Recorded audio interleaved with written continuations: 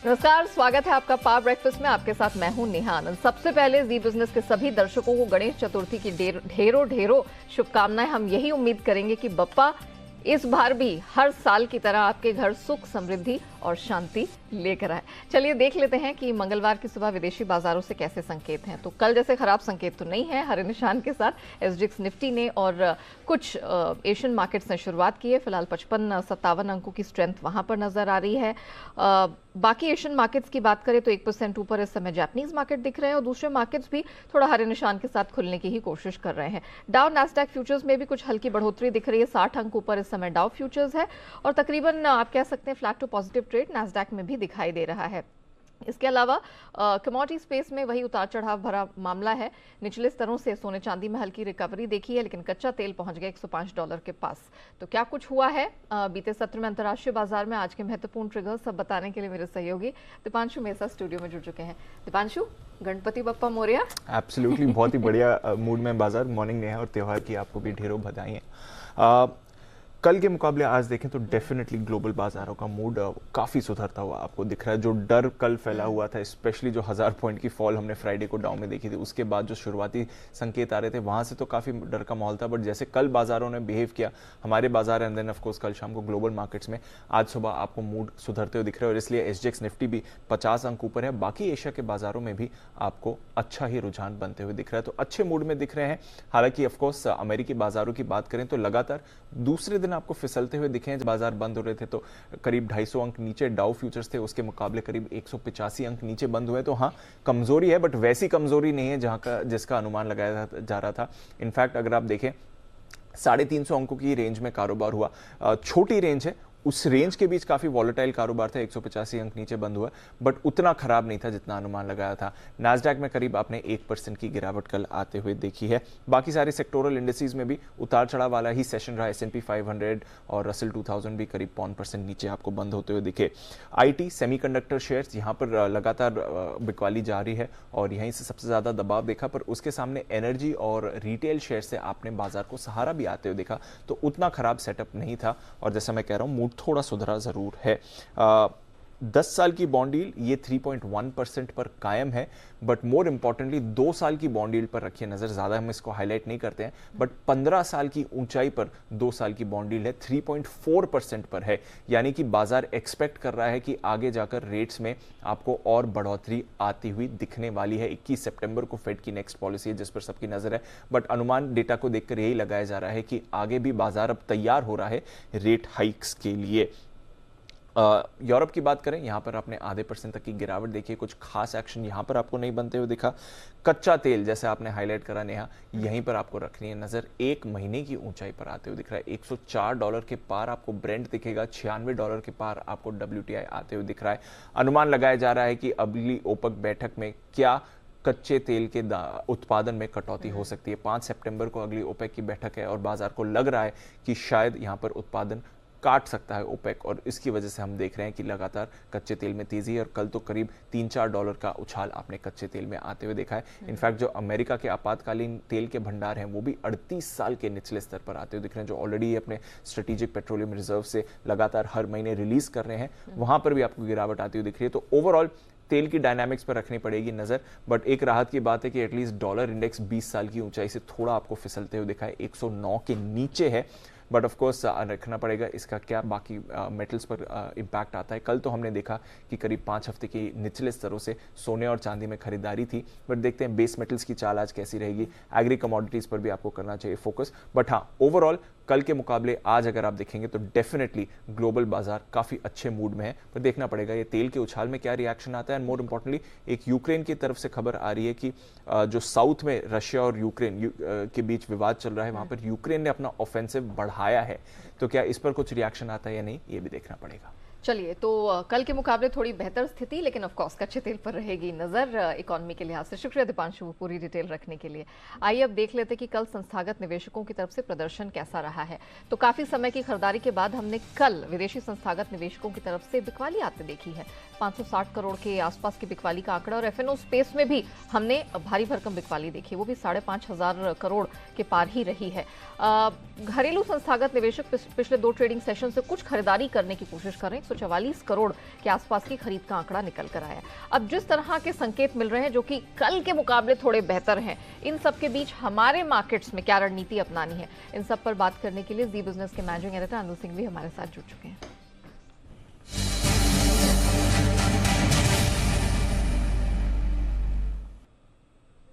Sir good morning. सबसे पहले तो गणेश उत्सव की आपको सर ढेरों ढेरों शुभकामनाएं। सर बताइए, आज गणपति बप्पा की कृपा कुछ रहेगी, निफ्टी बैंक निफ्टी में कुछ लेवल्स में सुधार? गुड मॉर्निंग यार, आपको भी और हमारे सारे दर्शकों को गणेशोत्सव की बहुत बहुत शुभकामनाएं। और गणपति बप्पा की तो कृपा है, तभी आज हम बचे हुए दुनिया भर के बाजारों के हाल खराब होने के बावजूद भारतीय बाजार मजबूती के साथ डटे हैं। तो सारे गणेश भक्त देखिए दम लगाकर पैसा लगा रहे हैं और बाजार रुके रहे हैं। इसी वजह से हम दूसरे बाजारों के मुकाबले में ज्यादा मजबूत है, ज्यादा बेहतर है, ज्यादा अच्छा प्रदर्शन कर रहे हैं और वैसा ही आज भी होना चाहिए। थोड़े थोड़े अच्छे संकेत हैं। अमेरिका में कमजोरी उतनी हुई जितनी हमें आशंका थी, उससे ज्यादा नहीं गिरे, तो थोड़े न्यूट्रल संकेत वहां से हैं। डॉलर इंडेक्स हल्का सा घटकर आया है, 109 के नीचे होना भी मनोवैज्ञानिक तौर पर थोड़ा सा अच्छा दिखता है। फिर आपके यूएस के बॉन्ड यील्ड्स लगभग स्टेबल है। थोड़ी सी एक नेगेटिव चीज कच्चे तेल के तौर पर है, जो थोड़ा कच्चा तेल 104-105 डॉलर की रेंज में आया, तो यहाँ पर हल्की फुल्की चिंता थोड़ी सी बढ़ती है। कच्चा तेल फिर से $100 के ऊपर टिकता हुआ नजर आ रहा, तो वो एक नेगेटिव फैक्टर भारतीय बाजारों के लिए। बाकी कल की गिरावट के बावजूद एफआईएस के डेटा कोई खास खराब है, जिसकी वजह से कि आपको डर लगे कि एफआईएस अभी भी जोर से बेचने के मूड में है, हल्की फुल्की बिकवाली फ्यूचर्स में है। सो ओवरऑल मिले जुले संकेत है दोनों तरफ के। ऐसे बाजार में आपका सिंपल फॉर्मूला ये है, नीचे के स्तरों पर जब तेज बिकवाली हो खरीदना है, ऊपरी स्तरों पर जब कॉन्फिडेंस बढ़ता हुआ दिखे वहां प्रॉफिट बुकिंग करनी है, यानी कि रेंज का फायदा उठाकर दोनों तरफ ट्रेड करना है। आज भी सपोर्ट रेंज वही रहेगी जो कल की थी निफ्टी की, 17,150, 17,225, इस रेंज में बाजार आए खरीदारी करनी चाहिए।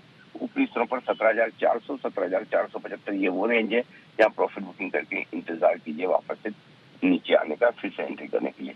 बैंक निफ्टी वैसे तो 37,950 जो कल का लो है, पिछली बार में हमने इसी लो को देखा था, वहां से रिकवरी दी, वो टूटना नहीं चाहिए। फिर भी रेंज के तौर पर 37,750, 37,950 ये वो रेंज है जो बैंक निफ्टी की आपको ध्यान में रखनी चाहिए सपोर्ट के तौर पर। और बैंक निफ्टी में ऊपर की तरफ 38,550, 38,750 ये 200 पॉइंट की रेंज सपोर्ट का काम करेगी। तो सिंपल सा फॉर्मूला रखें, मजबूत खुलने के संकेत है, मजबूत खुलने के बाद ऊपर रेंज में पहुंचे 400-475 की रेंज में, वहां प्रॉफिट बुक करके वापस से नीचे के लेवल का इंतजार कीजिए। तो दोनों तरफ से ट्रेड करने के मौके बाजार शायद आपको देगा आज। जी चलिए sir, thank you so much.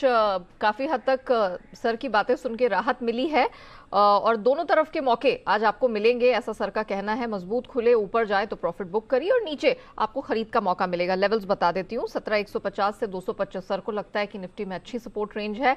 Upper band 400 से 475 तक स्ट्रेच करता हुआ दिखेगा, ये आपकी प्रॉफिट बुकिंग की भी रेंज होगी। बैंक निफ्टी में ठीक उसी तरह 37,750 से 950 ये आपको एक सपोर्ट बैंड आज बैंक निफ्टी में मिल जाएगी और अपर साइड में 38,550 से 750 ये आपकी रेजिस्टेंस बैंड होगी। आइए अब जान लेते हैं कि खबरों के दम पर किन स्टॉक्स सेक्टर्स में देखने वाला है एक्शन। पूरी डिटेल लेकर अरमान मेरे सहयोगी स्टूडियो में मेरे साथ जुड़ चुके हैं। अरमान, पहले तो गणेश चतुर्थी की ढेरों शुभकामनाएं, बताइए आपकी लिस्ट आज क्या कहती है? जी, आपको भी और हमारे सारे दर्शकों को गणेश चतुर्थी की बहुत बहुत बधाई। अब देखिए, आज कुछ कैश के नतीजे भी आने वाले हैं। कैश में जैसे McDowell holdings, MMTC, Nagarjuna fertilizer, Orissa mineral ऐसे कंपनी हैं जिनके नतीजे आने वाले हैं। उसी के साथ साथ आप आईसीआईसीआई बैंक की एजीएम भी होती हुई दिखेगी। हिंदुस्तान ऑयल एक्सप्लोरेशन पर भी ध्यान रखिएगा क्योंकि जो बोर्ड की बैठक में फंड जुटाने की योजना है उस पर विचार किया जाएगा। उसी के साथ साथ राज्यों के साथ बैठक में सरकार जो धान बुवाई और चावल के उत्पादन के लिए उसके एक समीक्षा करेगी। पीरामल इंटरप्राइजेस जो डीमर्जर की वजह से अब ये कई सारे बीएसई इंडेक्स से बाहर होता हुआ दिखेगा और कई सारे बीएसई इंडेक्स चेंज भी है जिसमें बहुत सारे इंडेक्स में कुछ दो इंडेक्स है जहां पे बैंक ऑफ बड़ौदा ऐड हो रहा है, वहीं इजी ट्रिप प्लानर्स भी 2 इंडेक्स में ऐड हो रहा है, इंडियन बैंक और शेफलर इंडिया भी एक इंडेक्स में ऐड हो रहा है। एक्स डेट है पीरामल इंटरप्राइजेस के लिए, डीमर्जर के लिए। अब आ जाते हैं खबरों पर।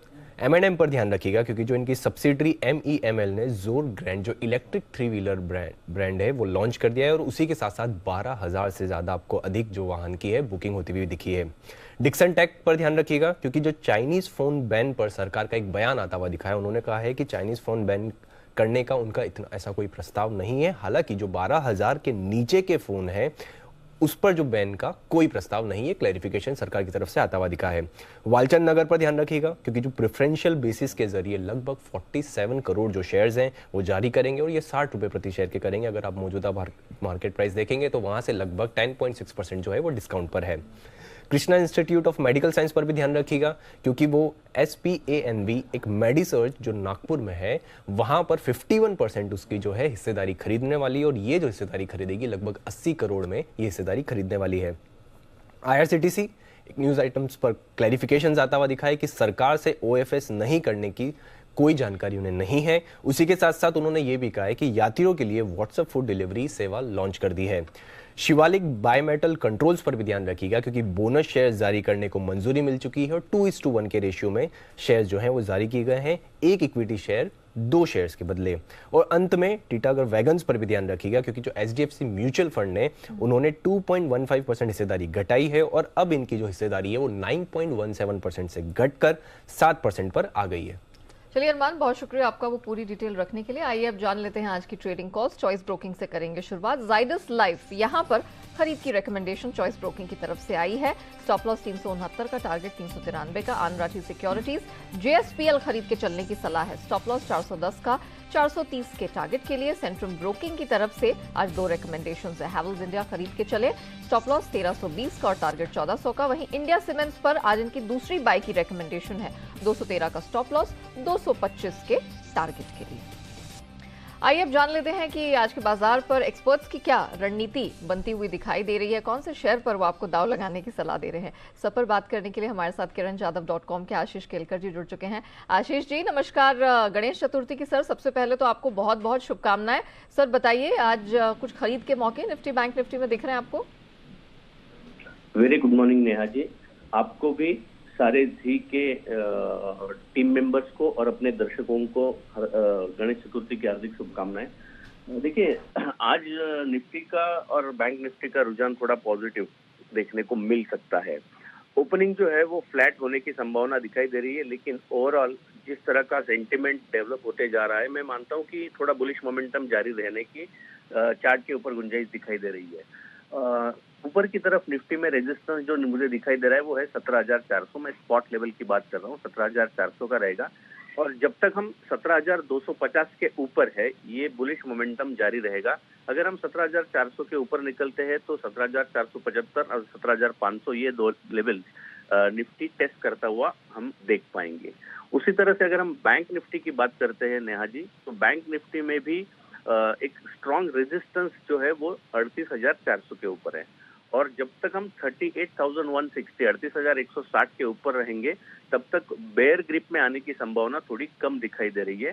लेकिन आज भी मैं मानता हूँ थोड़ा स्टॉक स्पेसिफिक अप्रोच रखना ज्यादा बेहतर होगा, क्योंकि अगर कोई भी नया पोजीशन हमें इंडेक्स में लेना है तो RR रेशो थोड़ा फेवरेबल नहीं दिखाई दे रहा है, इसलिए स्टॉक स्पेसिफिक अप्रोच रखने की मेरी सलाह होगी। ओके, सिंस आप कह रहे हैं कि स्टॉक स्पेसिफिक अप्रोच रखना है, तो कौन से स्टॉक्स हैं आपके ध्यान में? देखिए, मैंने एक ही स्टॉक चुना है क्योंकि वहां पे मेरा कन्विक्शन थोड़ा ज्यादा है। कल हमने बाजार में देखा तो FMCG स्टॉक्स में बहुत अच्छा रुझान देखने को मिला था, और एक ऐसा स्टॉक है जिसमें कल के क्लोजिंग बेसिस पर एक अच्छा खासा ब्रेकआउट मिला है वॉल्यूम के साथ। वो स्टॉक है पिडिलाइट। तो पिडिलाइट का फ्यूचर खरीदारी करने की सलाह होगी। कल फ्यूचर 2715 के आसपास क्लोज देखा है हमने। इसके आसपास हमें मिलता है तो बेहतरीन बाइंग लेवल रहेगा। 2715 से लेकर 2700 के बीच में हमें खरीदारी करके चलना चाहिए। 2685 का मेरा स्टॉप लॉस रहेगा। पहला लक्ष्य रहेगा 2790 का, दूसरा लक्ष्य रहेगा 2810 रुपए का। ओके, कल IT स्पेस की पिटाई हुई है। आपने कहा कि इंडाइसिस के बजाय स्टॉक स्पेसिफिक एक्शन पर फोकस करें। क्या IT में कोई शॉर्ट्स के मौके देखने चाहिए या बिल्कुल अवॉइड?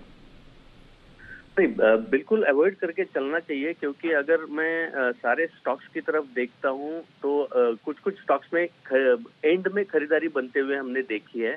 तो कल का जो एक सेकंड हाफ था उसमें जो IT स्टॉक्स में खरीदारी बनते हुए दिखाई दी, जैसे कि डिक्सन है, बीसॉफ्ट है, इसमें इनिशियली तो हमें ब्रेकडाउन मिले थे, लेकिन उसके बाद एक थोड़ा रिकवरी आया है, तो अवॉइड करने की सलाह होगी IT स्टॉक्स में। ठीक है, चलिए आशीष जी, बहुत शुक्रिया आपका हमारे साथ जुड़ने के लिए।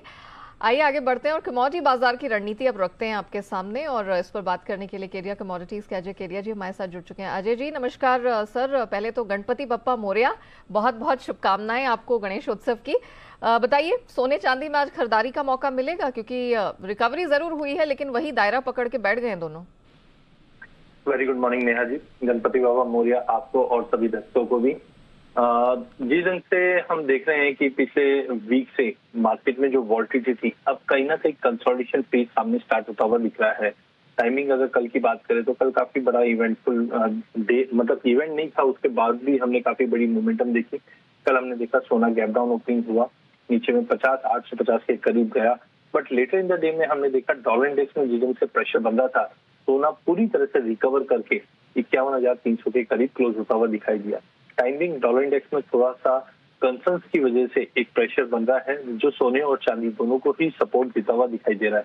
इन दैट लाइट आज 51,150 के करीब पे हम गोल्ड को लेके चल सकते हैं, जो लिमिटेड अपसाइड रहेगा, बट 51,550 का लेवल गोल्ड में। वहीं चांदी में भी बेस मेटल में कल एलएमई बंद था जिसकी वजह से रीबाउंड एक्टिविटी था, बट चांदी में हमने लोअर लेवल से थोड़ी बहुत रिकवरी देखी, बट थोड़ा कंसर्न इसलिए भी है क्योंकि अभी भी डिमांड जिस ढंग से हम बात करें वो निकल नहीं पा रही है। तो बट मुझे लगता है 54,100 के करीब ले सकते हैं, अपसाइड लिमिटेड रहेगा, बट 54,650 से 55,100 तक का लेवल दिखा सकता है। अच्छा चलिए, सोने चांदी में तो खरीद कर सकते हैं, मेटल्स में क्या? कल तो खैर लंदन मेटल एक्सचेंज बंद थे बैंकिंग हॉलिडे के चलते, लेकिन हमारे मार्केट्स में तो पिटाई हुई है। कॉपर हीट मैप पे सबसे नीचे था, टॉप लूजर्स में था। कुछ खरीद बनती है आज जिस तरह की यूएस कॉपर में रिकवरी दिख रही है? देखिए इन द लाइट के डेटा पॉइंट कोई ज्यादा खास नहीं है और कल एलएमई मार्केट भी बंद था। कल इनफैक्ट हमने देखा कि डॉलर में जो तेजी थी उसका एक कैस्केडिंग इफेक्ट पूरी ही कमोडिटी पे पड़ता हुआ दिखाई दिया, जो बेस मेटल पे भी हावी होता हुआ दिखाई दिया। बट डिस्पाइट मुझे लगता है कि चाइना के जो एफर्ट्स या पावर कंसर्न, जो एनर्जी क्राइसिस जो सिंगुआन प्रोविंस में बना हुआ है, ये कहीं ना कहीं पूरे मेटल्स को वापस एक सपोर्ट देगा, बट एक्स्ट्राऑर्डिनरी कोई बड़ी तेजी या बड़ी मंदी नहीं। तो कॉपर में मुझे लगता है कल की गिरावट के बाद लगभग हमने लोअर लेवल पे 663 तक के लेवल देखे, तो कहीं ना कहीं एक सपोर्ट आता हुआ दिखाई दे रहा है। तो आई थिंक 665 के करीब लेके चलिए, 607 का स्टॉपर्स रहिए, अपसाइड 675 तक का एक लेवल देखने मिल सकता है। ठीक है, और कच्चे तेल में क्या करे जो 104 के पार है, खरीद बनती है? बिल्कुल, कच्चे तेल in line of expectation bounce कर रहा है, नो डाउट। अभी ओपेक के जो अपडेट आएंगे सितंबर, that will be most important, क्योंकि ईरान को जो सैंक्शंस के ऊपर जो अनसर्टेनिटी बनी हुई है, ये प्राइसेस तो कहीं ना कहीं सपोर्ट दे रहा है। तो ऑलरेडी हमने देखा कि मिडिल ईस्ट से, सऊदी से भी स्टेटमेंट आ गई कि हम प्रोडक्शन कट भी और जा सकते हैं, तो ये कहीं ना कहीं प्राइसेस को सपोर्ट दे रहा है। तो टाइमिंग मार्केट अभी भी सपोर्टिव ही लग रहा है मुझे। 7650 के ड्रॉप पे ले सकते हैं, 7850 तक का इमीडिएट टारगेट देखने मिलता है। Okay Kedia ji, thank you so much हमारे साथ जुड़ने के लिए, बताने के लिए कि कमोडिटी बाजार में क्या रणनीति अपना के चलनी है। आइए अब रुख करते हैं एफआईआर यानी एफआईआई इन्वेस्टमेंट रिपोर्ट का।